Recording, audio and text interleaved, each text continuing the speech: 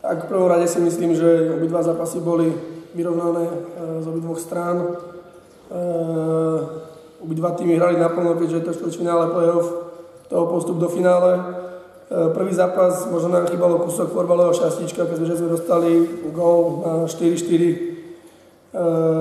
Pár sekúnd do konca, potom nám bolo zbytočné vylúčenie, ktoré nám Košičania oplatili, prehrali sme bohužiaľ v predĺžení.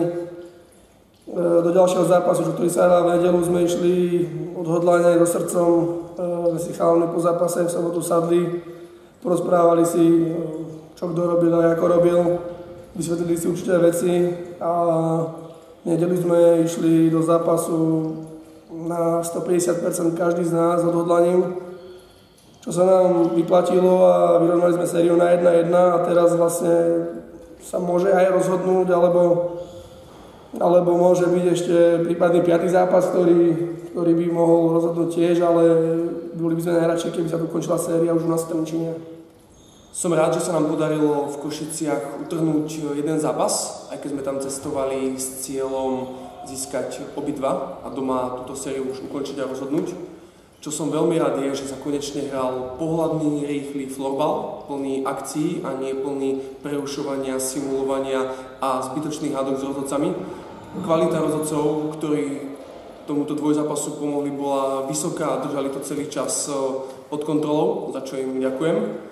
A myslím si, že táto séria sa rozhodne až v 5. zápase a že to bude ešte veľmi náročné. Myslím si, že o postupujúcom jednoznačne rozhodne brankár, ktorého kvalita je na našej strane. Dominik už má jeden majstrovský titul zo Slovenska, práve za Teo Košice. Má skúsenosti z Českej extraligy a myslím si, že práve on bude ten rozhodujúci faktor, ktorý nás pošle do finále.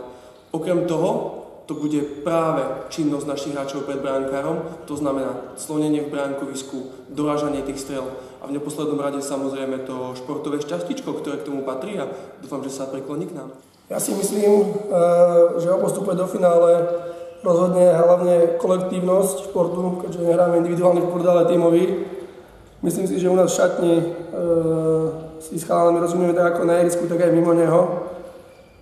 Stretávame sa pomaly dennodenne na tréningoch, mimo tréningov.